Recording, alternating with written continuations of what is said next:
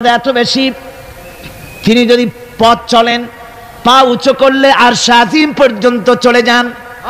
তিনি যদি আল্লাহর দরবারে মোনাজাত করেন, মোনাজাত করতে দেরি আছে, কবুল হতে দেরি নাই।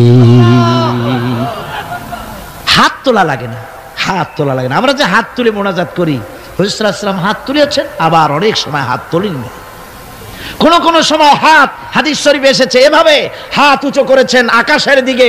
হাদিস শরীফে এসেছে বগলের সাদা চামড়া দেখা গিয়েছে, এভাবে আল্লাহর কাছে দুহাত তুলে দুহাত প্রসারিত করে আল্লাহর কাছে কামনা করেছেন।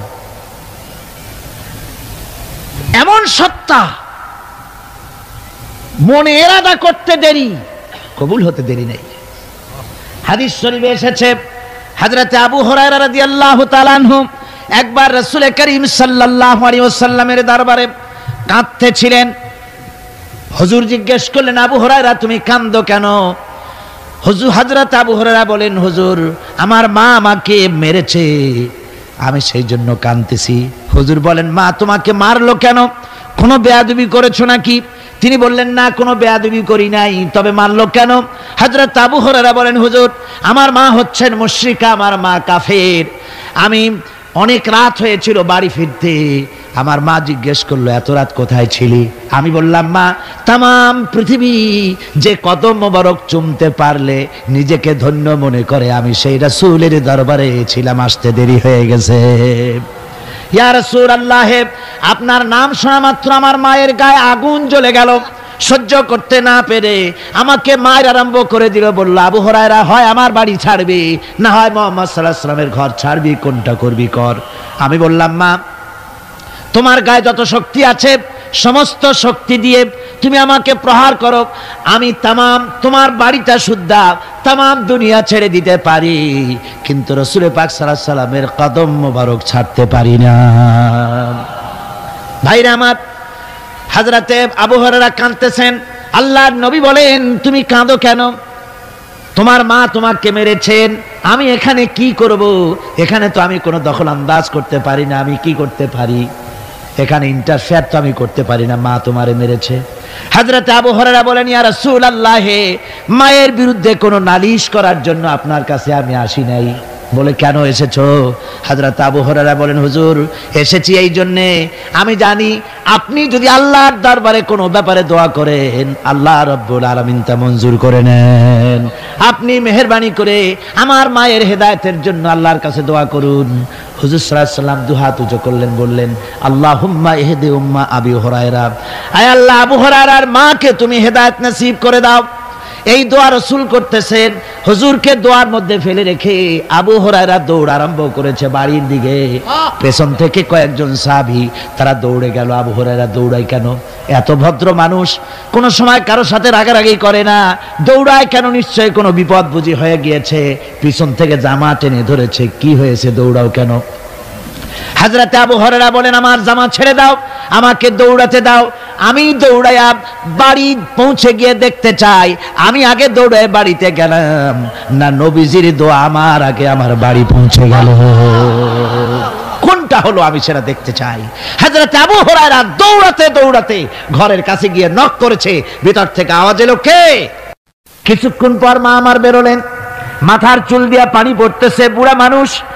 মা আমার কাছে এসে বলল, বাবা তোমাকে মারার পর আমি বড় অনুতপ্ত হয়েছি, মনে মনে অনুশোচনা করেছি, আরে আমার ছেলে তো কোনো খারাপ জায়গায় যায় নাই, কোনো খারাপ মানুষের কাছে যায় নাই, মারলাম কেন? বড় অনুতপ্ত হয়ে গেছি আমি। এই অনুশোচনা করে আমি এই মাত্র গোসল করেছি, আমাকে নিয়ে চলো তুমি বিশ্ব নবী রাসূলুল্লাহর দরবারে। আমার ভাইরা, রাসূল পাক সাল্লাল্লাহু আলাইহি ওয়াসাল্লাম আল্লাহর নবী এমন এক মহান সত্তা ছিলেন যে তিনি দোয়া আল্লাহর দরবারে হাত উঁচু করতে দেরি আছে, কিন্তু দোয়া কবুল হতে দেরি নাই। হিজরত করে মদিনায় এসেছেন, নামাজ পড়তে দিল চায়, কাবা শরীফের দিকে ফিরে যদি নামাজ পড়তে পারতাম দিলটা বড় ভালো লাগতো, কিন্তু হাত উঁচু করে মোনাজাত করতেছেন না, আল্লাহর কাছে বলতেওছেন না যে আল্লাহ তুমি আমার কিবলাটা বাইতুল মুকাদ্দাস থেকে ফিরাইয়া মক্কা শরীফে বাইতুল্লাহর দিকে ফিরাই দাও। মুখেও বলতেছেন না, মনেও না, শুধু আকাশের দিকে বারবার তাকাচ্ছেন। মুনাজাত করেন নাই, মনে মনে আশা পোষণ করতেছেন যদি এমন একটা ওহী নাজিল হয়ে যেত। আল্লাহ রাব্বুল আলামিন সঙ্গে সঙ্গে রাসূল জোহরের নামাজ পড়তেছিলেন, 2 রাকাত পড়া হয়ে গেছে, এমন সময় ওহী নাজিল হয়ে গেল, ক্বাদ নারা তাকাল্লুবা ওয়াজহিকা ফিস সামা। ও নবী, আমি দেখতে পেয়েছি বারবার আপনি আকাশের দিকে তাকাচ্ছেন। সুবহানাল্লাহ, আমি দেখতে পেয়েছি। ফালানুওয়াল্লিয়ান্নাকা কিবলাতান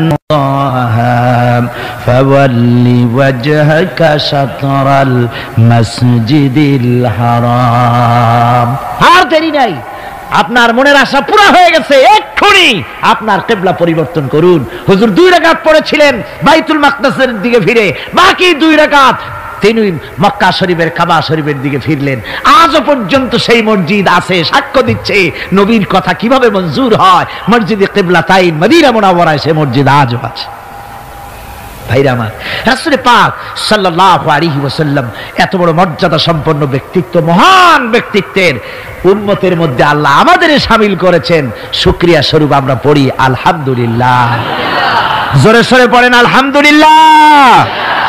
আমার ভাইরা, মর্যাদা এত বেশি আল্লাহ রাসূলকে আল্লাহ রাব্বুল আলামিন দান করেছেন। এই পৃথিবীতে কোন মানুষের সঙ্গে যদি আপনি বেয়াদবি করেন, তিনি আপনার বাপ হোক, তিনি আপনার মা হন, অথবা আপনার উস্তাদ হন, অথবা আপনার পীর হন, যে কেউ হোক না কেন, কারো সঙ্গে যদি কোনো বেয়াদবি হয়ে যায় তো শুধু একটা বেয়াদবি ছাড়া আর কিছুই না। কিন্তু নবীজির সঙ্গে যদি কেউ বেয়াদবি করে, সেটা শুধু বেয়াদবি থাকে না, কুফরি হয়ে যায়। কি হয়ে যায়? কুফরি হয়ে যায়। রাসূলুল্লাহকে কেউ তাওহীন করলে, অসম্মান করলে, সমালোচনা করলে কাফের হয়ে যায়। যারা বলেন কি হয়ে যায়? কত বড় মর্যাদা!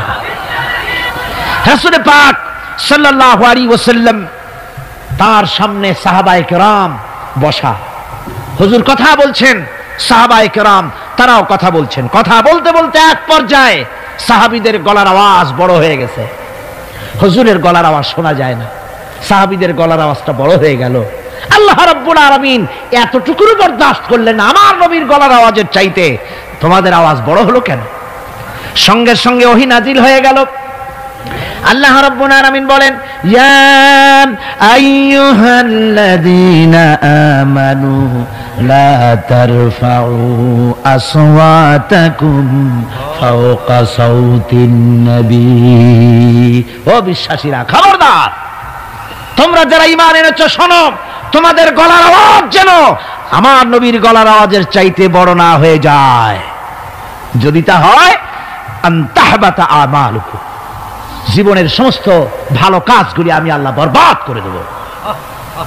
আজ পর্যন্ত এই আয়াতে কারীমা রাসূল পাক সাল্লাল্লাহু আলাইহি ওয়াসাল্লামের রওজায়ে আতহারের সামনে সবুজ সাইনবোর্ডের উপরে সোনার অক্ষর দিয়ে এই আয়াতে কারীমা লেখা রয়েছে। সুবহানাল্লাহ। সর্বকালের, সর্বযুগের সর্বশ্রেষ্ঠ মহামানব, সর্বশ্রেষ্ঠ বিশ্বনবী, আল্লাহর পরে যার মর্যাদা, তিনি হচ্ছেন মুহাম্মদ রাসূলুল্লাহ সাল্লাল্লাহু আলাইহি ওয়াসাল্লাম। তার অনুসরণ করা ইবাদত, তার অনুসরণ করা কি? আর তার নাফরমানি করা কুফরি। আল্লাহ রাব্বুল আলামিন বলেন, নবী আপনি বলুন, কুল ইন কুনতুম তুহিব্বুনাল্লাহ ফাত্তাবিউনি ইউহিব্বুকুমুল্লাহ ওয়া ইয়াগফির লাকুম যুনুবাকুম ওয়াল্লাহু গফুরুর রহিম। নবী বলুন, তোমরা যদি আল্লাহকে ভালোবাসো, মুমিনদেরকে শোনানো হচ্ছে, শোনো, তোমরা যদি আল্লাহকে ভালোবাসো, ফাত্তাবিউনি, ও নবী আপনি বলে দেন যে তাহলে আমার অনুসরণ করো। কার অনুসরণ? নবীর। কার অনুসরণ? নবীর অনুসরণ। আল্লাহরে যদি ভালোবাসো, এ দাবি যদি সত্য হয়, আমার অনুসরণ করো।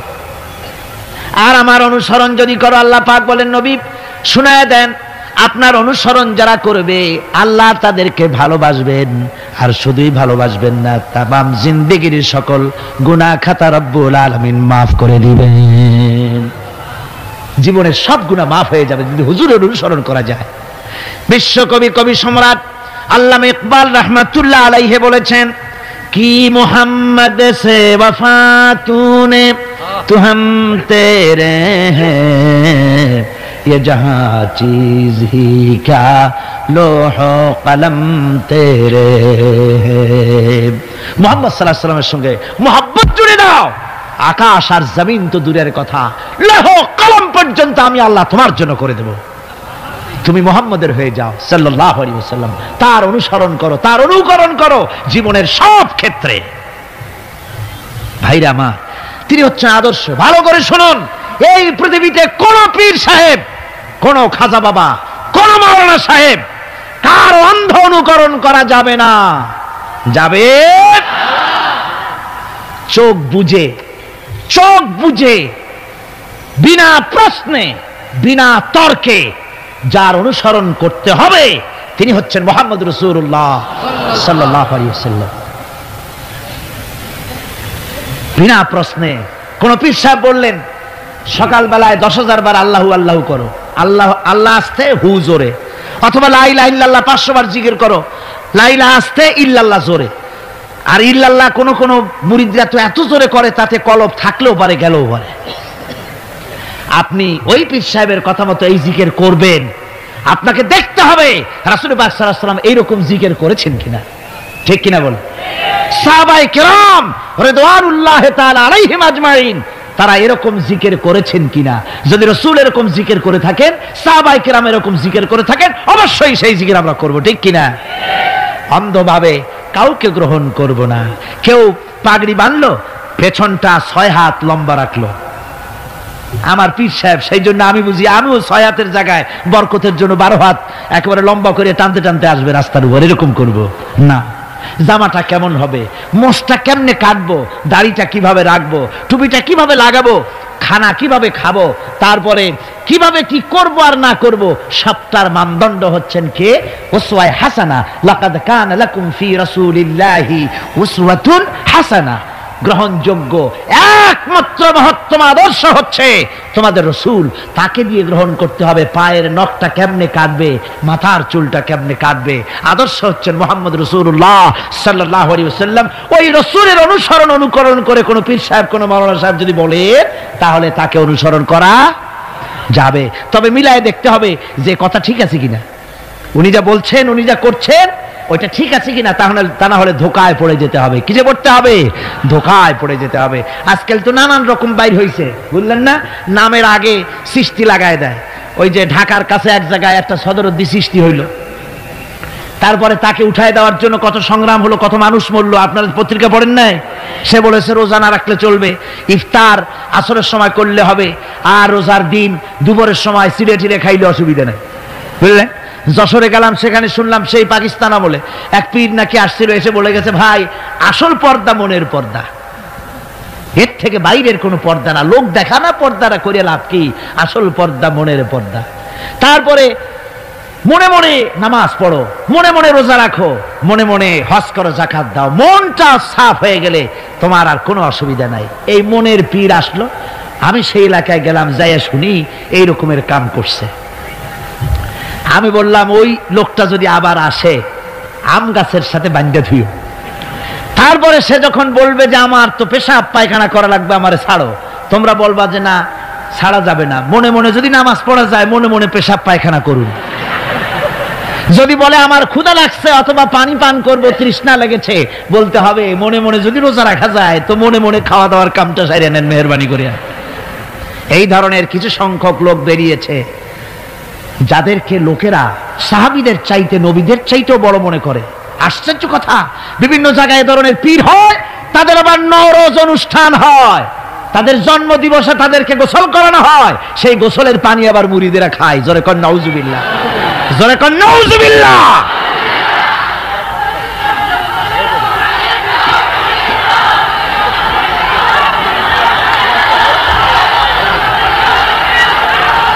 আমার ভাইয়েরা, পীর সাহেবের গোসল করা পানির ভিতরে মুসলমানদের জন্য কোনো বরকত নাই। আছে কোনো বরকত? প্রশ্নে ওঠে না। তার শরীরের কত জায়গা ধুইয়া পানি পড়তেছে, আর সেইটা মুরিদরা খায়। লজ্জা নাই, শরম নাই, ঘৃণা পর্যন্ত নাই। খুলনার এক এলাকা আছে, এক পীর সাহেব, তার মুরিদরা তার পায়ের বুড়ো আঙ্গুল চষে, চুষতে চুষতে প্রায় ঘা বানায় ফেলেছে। তা আমি মুরিদদের জিজ্ঞেস করলাম যে তোমরা এরকম পা আঙ্গুল চষো কেন? কয় যে হুজুরের মারেফত পায়ের আঙ্গুল দিয়ে পেটের মধ্যে ঢুকবে সেই জন্য। কি ধরনের খোরাফাত, কি বিদআত! রাসূল পাক সাল্লাল্লাহু আলাইহি ওয়াসাল্লাম যা করেন নাই, সাহাবায়ে কেরাম যা করেন নাই, সেগুলি চালু হয়ে গেছে সমাজে। এর থেকে বাঁচতে হবে, আপনাকে মনে রাখতে হবে, কলিজার মধ্যে ঈমান রাখতে হবে। কোন পীর সাহেব, কোন মাওলানা সাহেব ফু দিয়া আমার ভাগ্য ভালো বানায় দেবে অথবা আমাকে ভাগ্য নষ্ট করে দিবে, আমি আল্লাহর কসম তো বিশ্বাস করি না। আমার ভাগ্য,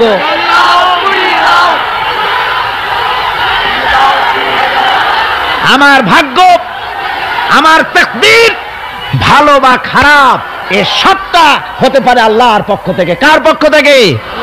জোরে বলেন, কার পক্ষ থেকে? আল্লাহর পক্ষ থেকে হতে পারে। সুতরাং আজকে আমাদের দেশে বহুত নকল পেরিয়ে গেছে। পীর মুরিদি একসময় খুব ভালো ছিল, কিন্তু যে জিনিস যত ভালো তার নকল বেরোয় তত তাড়াতাড়ি। তবে আলহামদুলিল্লাহ, এখনো আলহামদুলিল্লাহ কিছু হাক্কানি পীর এখনো আছে যারা সমাজের কাজ করেন, যারা ওইভাবে কদম বুঝি নেওয়ার জন্য পা আগ বাড়ায় দেয় না। কথা বুঝতে পেরেছেন?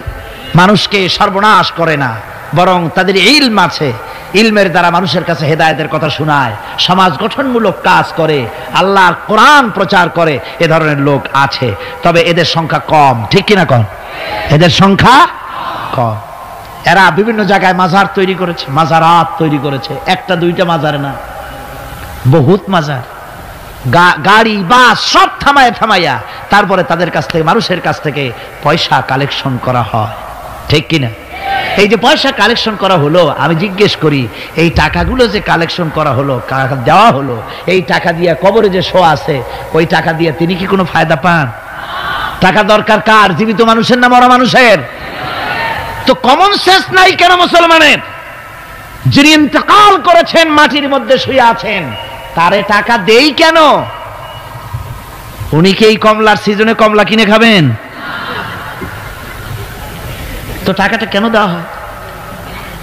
এই আপনার টাকা দিয়া এই মাজারকে যারা পাহারা দেয় তারা অনেক বড় লোক হয়ে গেছে। ঠিক কিনা?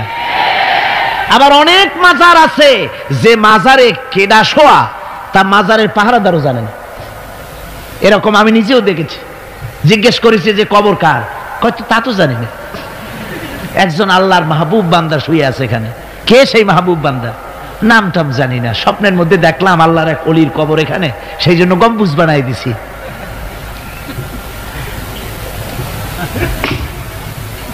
একটা রিসালার মধ্যে দেখেছি, একটা রিসালার মধ্যে লেখা হয়েছে যে একজন পীর সাহেবের এক মুরিদ ছিল। তো পীর সাহেবের বাড়িতে এক মাজার আছে, সেই মাজারকে কেন্দ্র করে প্রতি বছর ওরস হয়। মুরিদ সে গরিব মানুষ, ব্যবসা বাণিজ্য করে খায়। তারপরে তার একটা গাধা ছিল, সেই গাধার উপরে সওয়ার হয়ে বাজার ঘাট করত, মালপত্র আনা নেওয়া করে, ওই দিয়ে তার জীবিকা নির্বাহ হতো। একদিন তার গাধাটা মারা গেল। সেই রিসালার মধ্যে লেখা হয়েছে যে লোকটা তখন গাধা মরেছে, এর আর কিচ্ছু নাই, জমি জমাও নাই, খাবে কি করে? খুব দুঃখ পেল মনে। আর এই গাধা যদি মরে কুলে পড়ে থাকে তাহলে দুর্গন্ধ হবে। সেই জন্য রাস্তার পাশে ঝুপড়ি, তার একটা বাড়ি, ওই বাড়ির পাশেই রাস্তার পাশেই একটা কবর খুঁড়িয়া তার মধ্যে গাধারে শোয়াই দিয়া দাফন টাফন করিয়া কবরের পাশে বসে আর দুশ্চিন্তা করতেছে যে আমি এরপরে বাঁচবো কি করে, খাবো কি, ঘুমায়, মানে চোখ বুঝে বুঝে কাঁদতেছে। এমন সময় ওইটা ছিল বাজারে যাওয়ার রাস্তা, লোকজন বাজারের দিকে যাচ্ছে। যাওয়ার সময় চিন্তা করলো যে এখানে তো কোনোদিন মাজার দেখিনি, এখানে একটা লোক কাঁদতেছে মাজারের কাছে বসে, না জানি কোনো অলি আল্লাহর কবর হবে বোধহয়। এরপরে লোকেরা বাজার থেকে ফেরার সময় দেখে যে হ্যাঁ, ওই সেই লোকটা এখনো কাঁদতেছে। তখন যার কাছে যা ছিল, কেউ দুইটা পান থুয়ে গেল, কেউ একটা বেগুন, কেউ দুইটা চিংড়ি মাছ, কেউ দুইটা টাকা, কেউ একটু মরিচ, এইভাবে তরি তরকারি চাউল যার কাছে যা ছিল কিছু কিছু দিয়ে গেছে। কিছুক্ষণ পর সন্ধ্যার দিকে লোকটা মনে করলো আর কতক্ষণ কান্দি, এখন বাড়ি যাই। চোখ খুলে দেখে চতুর্দিকে খাদ্য খাবার, তরি তরকারি, পয়সা করি। কই যে মাশাআল্লাহ, শুনছিলাম হাতি বাঁচতেও লাখ টাকা, মরলেও লাখ টাকা। সে কথা যে গাধার ব্যাপারে খাটে তা তো জানি না। এই গাধা মরেও তো আমার বাঁচায় গেছে। এখন ওই কবরের উপরে, গাধার কবরের উপরে চাদর টাদর চড়ায় দিয়া ওইখানে জুজ্জাত করে বসছে। বছর খানিক চলে গেল, লোকেরা পয়সা কড়ি দেওয়া শুরু করলো। এরপরে সেখানে সে ইট পাটকেল জোগাড় করলো, একটা বিল্ডিং তৈরি করলো, সামনে সাইনবোর্ড লাগাই দিল হযরত গেদা শাহ রহমতুল্লাহ আলাইহির মাজার। মানুষ প্রতি বছর ওর সেখানে জমা হচ্ছে, টাকার অভাব নাই। এখন এই লোক যার মুরিদ, সেই পীর সাহেবের কাছে অন্যরা এসে কয়, হুজুর আপনার মাজারের আর বরকত কি, আপনার মুরিদের মাজারের কাছে মানুষ ভরা, টাকার অভাব নাই। পীর সাহেব কৌতূহল হলো যে ও আবার একটা মাজার পাইল কই।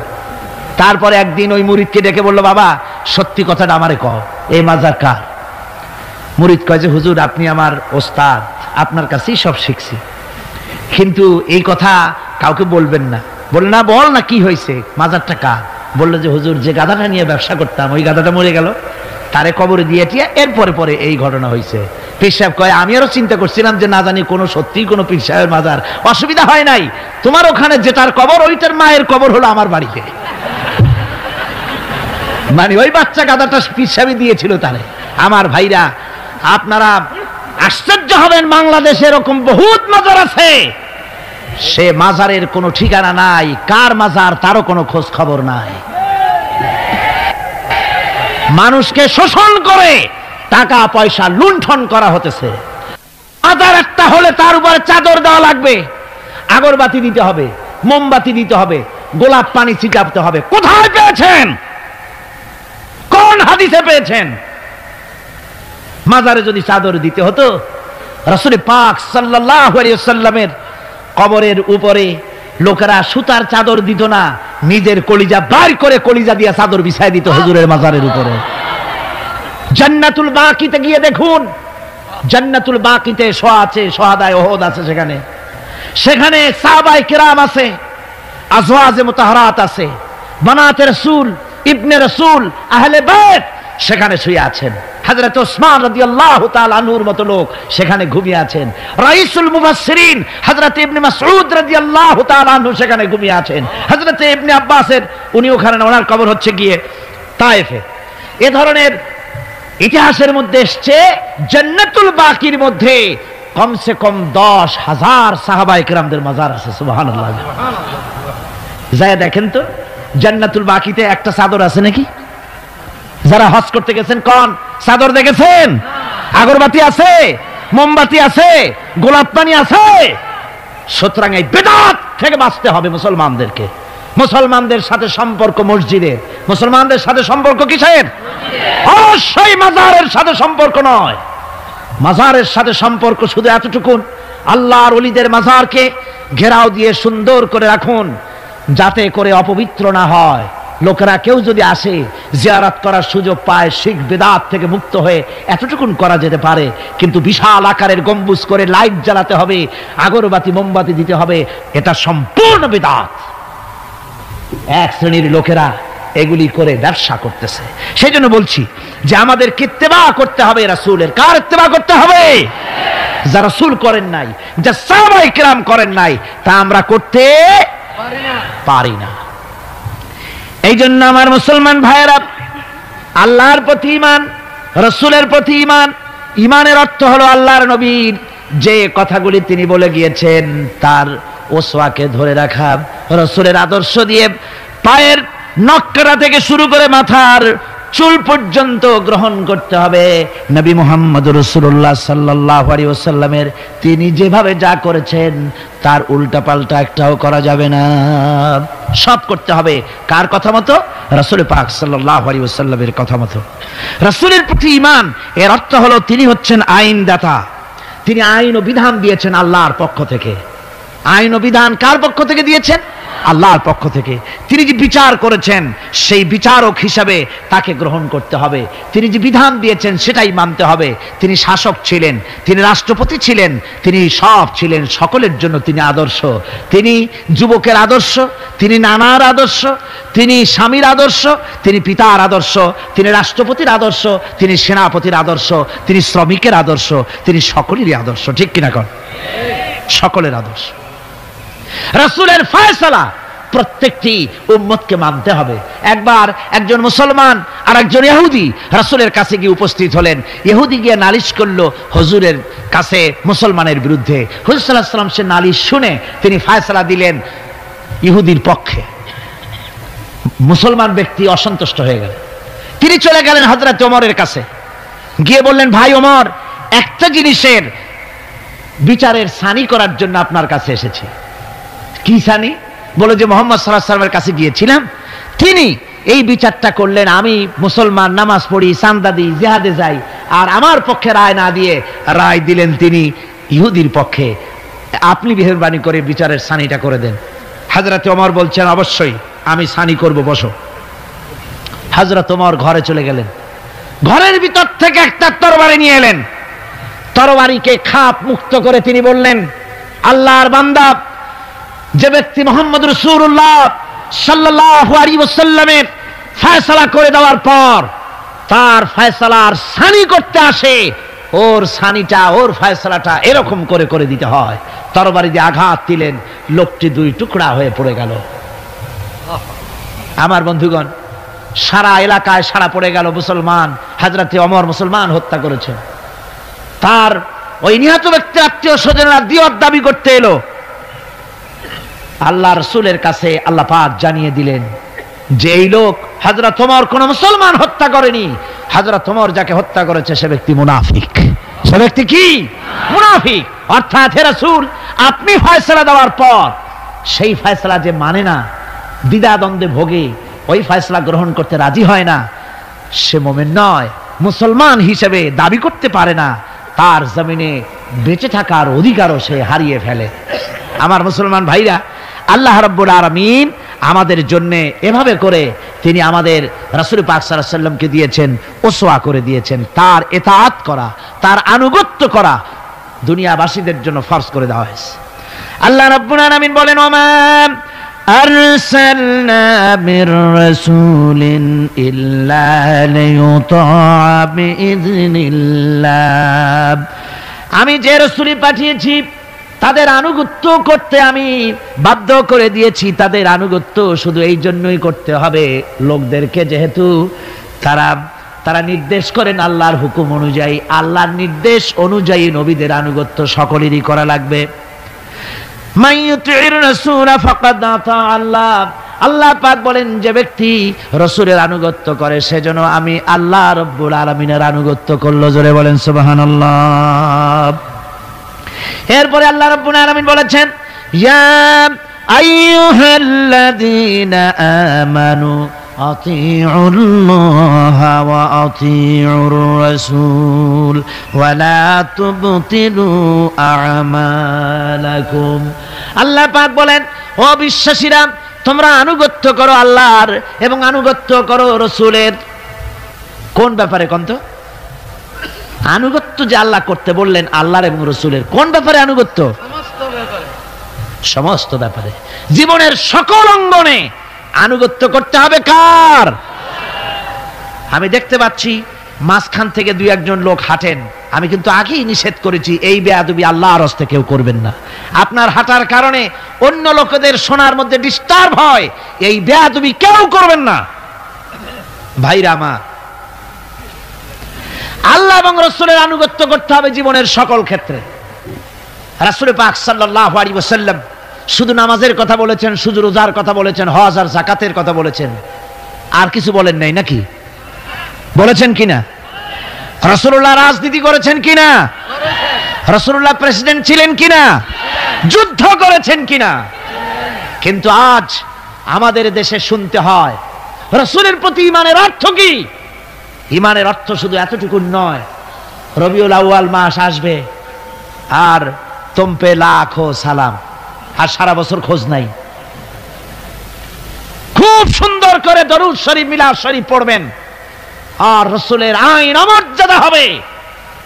রাসূলের আইন সংসদে থাকবে না, পার্লামেন্টে থাকবে না, কোর্ট কাছারি আদালতে থাকবে না। বলা হবে ধর্ম আর রাজনীতি আলাদা। রাসূলের প্রতি এই ঈমানের 4 পয়সা মূল্য নাই। আছে মূল্য? মূল্য নাই। রাসূলের প্রতি ঈমান। ঈমান কি? ঈমানটাই হলো রাসূল যা করেছেন, আমাদেরকে যেভাবে যা আদেশ করেছেন তাই আমাদের মানতে হবে। উম্মতের এটা দায়িত্ব। কিন্তু আমরা এমনই উম্মত, আমরা নিজেরা ফয়সালা করি নিজেদের। আমরা বলেছি ধর্ম আর রাজনীতি আলাদা। অবশ্য চট্টগ্রামে এই ধরনের কথা কেউ বলে না, বলে ধর্ম আর রাজনীতি আলাদা। জোরে কন নাউযুবিল্লাহি মিন যালিক। ধর্ম আর রাজনীতি আলাদা যারা বলে, তারা হলো রাজনীতি ব্যবসায়ী। তারা কি ব্যবসায়ী? রাজনীতি ব্যবসায়ী। ওরা রাজনীতির ব্যবসা করে। जुदा हो जो दीन से सियासत रह जाती है चंगेजी। ধর্ম থেকে রাজনীতি যখন আলাদা হলো, তখন সেখানে বাকি থাকে চেঙ্গিজিপনা, হালাকু খানপনা, মারামারি, হত্যাকাণ্ড সেখানে চালু থাকে, আর কিছুই থাকে না। ধর্ম ছাড়া রাজনীতি, তার নাম হচ্ছে প্রচন্ড দুর্নীতি। তার নাম কি? একটি প্রচন্ড দুর্নীতি। এক শ্রেণীর লোকেরা আজ বলছে যে ধর্ম আর রাজনীতি আলাদা। ধর্ম কোথায়? তাদের কথা হলো ধর্ম হলো পবিত্র জিনিস। ওই পবিত্র জিনিস থাকবে মসজিদে, পবিত্র জিনিস থাকবে মাদ্রাসায় আর খানকার ভেতরে। ওই পবিত্র ধর্ম রাজনীতিতে আনা যাবে না। ধর্মের প্রতি তাদের মহব্বত খুব। ধর্ম খুব পবিত্র। আল্লাহকে যেন বলা হচ্ছে, আল্লাহ আর হে রাসূল, তোমরা দুজনা মসজিদ আর মাদ্রাসায় থাকো, আমাদের জীবনের বিস্তীর্ণ অঙ্গনে তোমাদের প্রতি 144 92 ক ধারা 144 ধারা জারি করে দিলাম। আমাদের জীবনের বিস্তীর্ণ অঙ্গনে তোমরা আইসো না, তোর মসজিদে থাকো, মাদ্রাসা থাকো, আমরা সুযোগ পাইলে তোমার একটা সেজদা দিয়ে আসবো গিয়া। আর আল্লাহ তোমার একটা সেজদা পাওয়ার জন্য দারুণ ভাবে কাঙ্গাল হয়ে আছে না? নাউযুবিল্লাহি মিন যালিক। যারা বলে ধর্ম আর রাজনীতি আলাদা, তারা সুস্পষ্ট মুনাফিক। যারা বলেন তারা কি? এই লোকগুলি হচ্ছে ধর্ম নিরপেক্ষবাদী, সেকুলারিজম, ধর্ম নিরপেক্ষ মতবাদের লোক। তারা বলে যে ধর্ম নিরপেক্ষ, ধর্মের ব্যাপারে নিরপেক্ষতা অবলম্বন করা লাগবে। এরা খুব সুচতুর। ভাতের ব্যাপারে নিরপেক্ষতা অবলম্বন করে না। আপনারা কোন যে জিনিস যত বেশি প্রয়োজন আমরা তার পক্ষে থাকি না নিরপেক্ষ থাকি? ভাতের ব্যাপারে নিরপেক্ষ লোক আছে নাকি এখানে? ডায়াবেটিসের রোগী ছাড়া ভাতের ব্যাপারে নিরপেক্ষ লোক নাই, সবই পক্ষে। আচ্ছা, ঘুমটা আমাদের জন্য জরুরি কিনা? এই ঘুমের আমরা পক্ষে না বিপক্ষে? নিরপেক্ষ আছে কেউ নাই। বিবাহ যারা করে নাই সেই সব যুবকদের জন্য বিবাহটা জরুরি কিনা? এই জরুরি বিষয়ের প্রতি যুবকদের কি মত? এ ব্যাপারে কি নিরপেক্ষ না পক্ষে? খুব জোরেই বলেছে পক্ষে। তাহলে বোঝা গেল যে জিনিস যত বেশি জরুরি আমরা সেইটার পক্ষে, আর যেটা জরুরত নাই আমরা সেটা পক্ষে নাই। তাহলে ধর্ম কি এতই অজরুরি বিষয় যে এইটার ব্যাপারেই আমরা শুধু নিরপেক্ষ হয়ে থাকবো? নাউযুবিল্লাহি মিন যালিক। ধর্মের ব্যাপারে নিরপেক্ষতা অবলম্বনকারী একটা রাজনৈতিক দল আমাদের দেশে কাজ করতেছে, ঠিক কিনা? ধর্ম নিরপেক্ষ মতবাদের সপক্ষে তারা কোরআনে কারীমের আয়াত বলে। তারা বলে মৌলভী সাহেবরা কি বুখারী পড়ে নাই? বুখারীর মধ্যে আছে লাকুম দীনুকুম ওয়ালিয়া দীন। আর অনুসারীরা তখন চিন্তা করে, বাপরে, আমাদের নেতি খান বুখারীও পড়ে, আজীব তামাশা। লা ইকরাহা ফিদ্দীন, এর মধ্যে ধর্ম নিরপেক্ষতার গন্ধ নাই। সূরাটির নাম হচ্ছে সূরা কাফিরুন। সূরাটির নাম কি? কাফেরেরা বলেছিল, হে মুহাম্মদ সাল্লাল্লাহু আলাইহি ওয়াসাল্লাম, ধর্মের ব্যাপারে আমাদের ভিতরে বড় ঝগড়াঝাটি প্রায় লেগে থাকে, সুতরাং ধর্ম নিয়ে বাড়াবাড়ি না করে আসো, আমরা এক কাজ করি, তোমরা কিছুদিন আমাদের প্রতিমাগুলির সামনে এসে একটু পূজা দিয়ে যাও, আর আমরাও কয়েকদিন তোমাদের মসজিদে গিয়ে আল্লাহর সেজদা দিয়ে আসবো। এইভাবে আমরা ধর্মকে 50-50 ভাগাভাগি করে নেই। কাফেরেরা, তোমরা যার ইবাদত করো আমরা তার ইবাদত করি না, আবার আমরা যার ইবাদত করি তোমরা তার ইবাদত করো না। সুতরাং লাকুম দীনুকুম ওয়ালিয়া দীন, সুতরাং তোমাদের ধর্ম তোমাদের জন্যে, আমাদের ধর্ম আমাদের জন্যে। তার মানে তোমরা তোমাদের ধর্ম নিয়ে থাকো, আমরা আমাদের ধর্ম নিয়ে থাকি। এটা কি নিরপেক্ষর কথা হলো না পক্ষের কথা হলো? ওই বেওকুফরা তারা মানুষকে বিভ্রান্ত করতে চায়, কোরআনে কারীমের আয়াতকে নাজায়েজ তরিকায় তারা ব্যবহার করে। আবার বলে লা ইকরাহা ফিদ্দীন, মৌলবীরা জানে না ধর্মের মধ্যে বাড়াবাড়ি নাই। কত বড় মুফাসসির এক একজন, ধর্মের মধ্যে বাড়াবাড়ি নেই। লা ইকরাহা ফিদ্দীন, ধর্মে বাড়াবাড়ি, এটা কিসের কথা? এই কথাটা হচ্ছে মুসলমানদেরকে বলা হচ্ছে অমুসলিমদেরকে বাধ্যতামূলক ভাবে ভয় দেখিয়ে, প্রলোভন দেখিয়ে, ত্রাস সৃষ্টি করে কোন ক্রমে তাদেরকে মুসলমান বানানো যাবে না। ইচ্ছে করে যদি কেউ আসে ইসলামের সৌন্দর্যে মুগ্ধ হয়ে, মোস্ট ওয়েলকাম, তাকে গ্রহণ করো।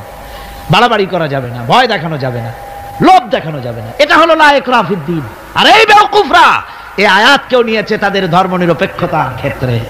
আমি জিজ্ঞেস করতে চাই, সেকুলারিজম দিয়ে যাদের মন মস্তিষ্ক ভরপুর, সেসব ভাইদেরকে জিজ্ঞেস করি, বিবেক দিয়ে চিন্তা করুন, ধর্মনিরপেক্ষ আপনি কেন হবেন? দুনিয়ার কোন পয়গম্বর কি ধর্মের ব্যাপারে নিরপেক্ষ ছিলেন? আপনি যার উম্মত, আমরা যার উম্মত, বিশ্বনবী তিনি কি ধর্মের ব্যাপারে নিরপেক্ষ ছিলেন? রাসূলুল্লাহ রীতিমতো রাষ্ট্রপ্রধান ছিলেন, প্রেসিডেন্ট ছিলেন। সুবহানাল্লাহ পড়েন। 12.5 লক্ষ বর্গ মাইল শাসন করেছেন, প্রেসিডেন্ট ছিলেন মুহাম্মদ রাসূলুল্লাহ সাল্লাল্লাহু আলাইহি ওয়াসাল্লাম। জীবনে বহু যুদ্ধ করেছেন, এই যুদ্ধের কমান্ডার ইন চিফ ছিলেন, প্রধান সেনাপতি ছিলেন, সশস্ত্র যুদ্ধ করেছেন, মোকাবেলা করেছেন অস্ত্র নিয়ে। শ্রমিক হয়ে কাজ করেছেন, শ্রম সমস্যার সমাধান করেছেন। মসজিদে নববী ছিল এই রাজনীতির প্রাণ কেন্দ্র। মসজিদে নববী কি ছিল? রাজনীতির প্রাণ কেন্দ্র। রাসূলুল্লাহ এখানে বসেই রোম, শাম, পারস্য বিজয়ের পরিকল্পনা করতেন। এখানে বসেই উহুদ, বদর, হুনাইন, ইয়ারমুক যুদ্ধের সৈন্য রিক্রুট করেছেন মসজিদ নববীর ভেতরে বসে। এখানে বসে রাষ্ট্রদূতদের সঙ্গে সাক্ষাৎ প্রদান করেছেন, বিচার ফয়সালা করেছেন মসজিদের মধ্যে। আর আজ বলা হয় মসজিদের মধ্যে রাজনীতি বলতে দেওয়া হবে না। মসজিদের মধ্যে কেউ কি ইলেকশনের কথা, মসজিদের মধ্যে কেউ কি তার দলের কথা বলে? বলে কোরআনের রাজনীতির কথা। কিসের রাজনীতির কথা বলে? কোরআনের রাজনীতির কথা বলে। সুতরাং ধর্ম আর রাজনীতি আলাদা, এই কথা যারা বলে, এই সেকুলারিজমের লোকেরা, তারা শুনে রাখুন, ধর্মনিরপেক্ষ মতবাদ একটি কুফরি মতবাদ। এটি কি মতবাদ? জোরে বলতে হবে, এটা কি মতবাদ? এটি একটি কুফরি মতবাদ। ধর্ম নিরপেক্ষতার মানে হচ্ছে ধর্মহীনতা। ধর্মনিরপেক্ষতার মানে কি? ধর্মহীনতা। ওরা কোনদিন সব সময় বলবে ধর্মকে ব্যবহার করতেছে রাজনীতিতে। বেচারা তোমরাও ধর্মের কথা বলো না, তা ওরা বলবে না। ওরা ওদের কর্মীদেরকে কখনো নামাজের কথা বলবে না। যদি বলে, তা বলে এই জন্য, তোমরা নামাজ পড়ো মসজিদে যাইয়া দেখো কেউ রাজনীতির কথা বলে নাকি। নামাজ পড়ার জন্য নয়, রাজনীতি কেউ করে নাকি তা দেখার জন্য, গোয়েন্দাগিরি করার জন্য। হায় রে কপাল পোড়ার দল। আমার দেশে এই ভণ্ডামি ছিল না। ধর্মনিরপেক্ষ মতবাদ একটা ভণ্ডামি। জোরে বলেন, এটা কি? আমার দেশে এটা ছিল না। এই ভণ্ডামিমূলক ধর্মনিরপেক্ষতার রাজনীতি বাংলাদেশে ছিল না। 1971 সনের পরে যারা ক্ষমতা এলো, তারা ভারত থেকে, ভারতের কাফেরদের তৈরি করা পৃথিবীর এই নিকৃষ্ট মতবাদ বাংলাদেশে আমদানি করেছে।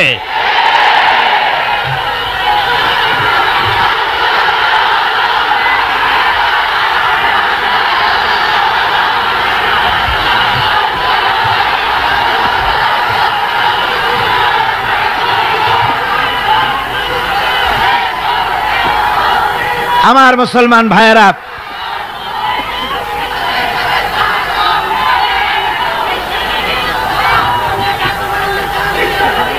এই যে কোরআন শরীফ, এই কোরআন শরীফ মানতে হবে মুসলমানদেরকে। রাসূলের উপরে ঈমান আনার অর্থ শুধু মিলাদ শরীফ পড়া নয়। কোন নেত্রী কি বলল তার ধার কোন মুসলমান ধারতে পারে না। মুসলমান ধার ধারবে আল্লাহর আর রাসূলের। ঠিক কিনা? কর যারা বলেন ঠিক কিনা? ভারতের গোলাম এরা বলে ধর্মনিরপেক্ষতার মানে ধর্মহীনতা নয়। যদি ধর্মনিরপেক্ষতার অর্থ ধর্মহীনতা না হবে, তাহলে 1971 সনের পরে তোমরা ক্ষমতায় এসে বিশ্ববিদ্যালয় সমূহের মনোগ্রাম থেকে ইকরা বিস্মি রাব্বিকাল্লাযী খালাক রব্বি জিদনি ইলমা, এই আয়াত দুটিকে তুলি ফেললে কেন বলো? কোন জবাব আছে? কোন জবাব নাই। সলিমুল্লাহ মুসলিম হল নাম ছিল, মুসলমান শব্দ বাদ দিয়েছে। নাম ছিল সলিমুল্লাহ মুসলিম হল, মুসলিম শব্দ বাদ দিয়ে দিল। তারপরে নজরুল ইসলাম কলেজ, ইসলাম সহ্য হলো না, ইসলাম বাদ দেয়া শুধু নজরুল কলেজ। ওদের যে দল, সেই দলটার নামের মধ্যেও একটা মুসলিম শব্দ ছিল। জি, ওদের দলটার নামের মধ্যেও মুসলিম শব্দ ছিল, ছিল না? সেই শব্দটুকুনো তারা বরদাস্ত করে নাই। আমি ওদের দলের নাম নিতে চাই না, আপনারাই বুঝুন ওদের দলের নামের মধ্যে মুসলিম শব্দ ছিল কিনা। হিন্দুদের পাঁচটা গোলাম, এই দলটি তাদের নাম থেকে মুসলিম শব্দকে বের করে দিয়েছে। এদের কাছে ইসলাম আর মুসলমান সবচাইতে সহ্যের বাইরে। তাই যখন ভারতে শত শত মসজিদ ভাঙে উগ্রপন্থী হিন্দুরা, তখন ভারতের ওই গোলাম দলটি শনি রাখরা ঘুরে বেড়ায়।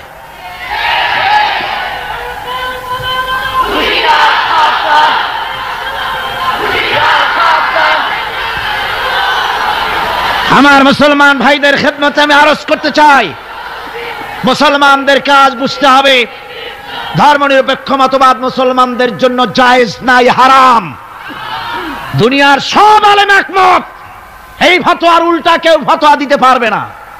দুনিয়ার সব মুফাসসিরিন, মুহাদ্দিসিন, উলামায়ে কেরাম, মুফতি সব একমত, ধর্মনিরপেক্ষ মতবাদ কুফরি মতবাদ। কি মতবাদ? জোরে বলেন, কি মতবাদ? কোন মুসলমানের সন্তান যাকে মুসলমানের জন্ম দিয়েছে ধর্মনিরপেক্ষবাদের আন্দোলন করতে পারে না, হারাম, হারাম।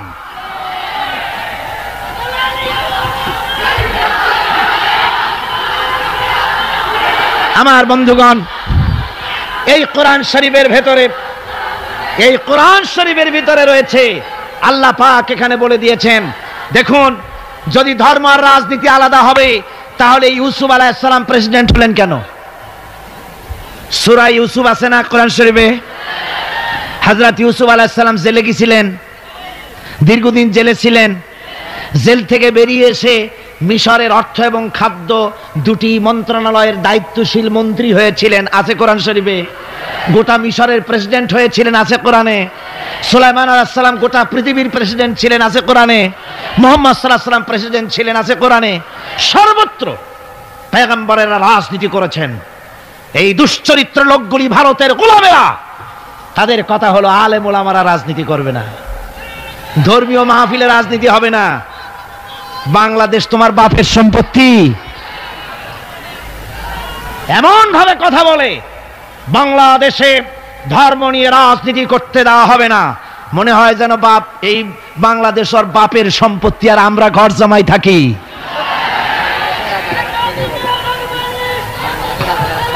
সুতরাং কোরআনের, রাসূলের প্রতি ঈমানের অর্থ হলো, রাসূলুল্লাহ যে ধরনের রাষ্ট্র কায়েম করেছেন মদিনায়, ওই রকম রাষ্ট্র কায়েমের শপথ নিতে হবে, এর নাম রাসূলের প্রতি ঈমান। ঠিক কিনা? শুধু জামা কাপড় সুবিধা যেটা সেইটা, সুবিধাবাদ জিন্দাবাদ। রাসূলুল্লাহর সুন্নত দুই রকম। সুন্নত কয় রকম? এক ধরনের সুন্নত আমল করা সহজ, আর এক শ্রেণীর সুন্নত আমল করা কঠিন। ঠিক কিনা? আমি কিন্তু সুন্নতের মর্যাদা সম্পর্কে কথা বলছি না, আমি বলছি আমলের ব্যাপারে ধরনটা। এক শ্রেণী রাসূলের কোন সুন্নতের কদর কিন্তু কম নয়, আকাশ আর জমিন বিক্রি করলেও রাসূলের একটা সুন্নতের সমান মর্যাদা হবে না। রাসূলের সুন্নত পালনের মধ্যে দুই ধরনের, একটা সুন্নত হচ্ছে পালন করা খুব সহজ, আর একটা পালন করা কঠিন। সহজ সুন্নত হলো চোখে সুরমা লাগানো, সহজ সুন্নত দুপুরে খাইয়া আরামে ঘুমানো, সহজ সুন্নত হলো কদু খাওয়া, সহজ সুন্নত খাবারের পরে মিষ্টি খাওয়া, এগুলি হলো সহজ সুন্নত। আর কঠিন সুন্নত হচ্ছে বদরের প্রান্তরে কাফেরদের মোকাবেলায় দাঁড়ানো। কঠিন সুন্নত হচ্ছে উহুদের ময়দানে দান মোবারক শহীদ করার সুন্নত। কঠিন সুন্নত হচ্ছে বাতিলের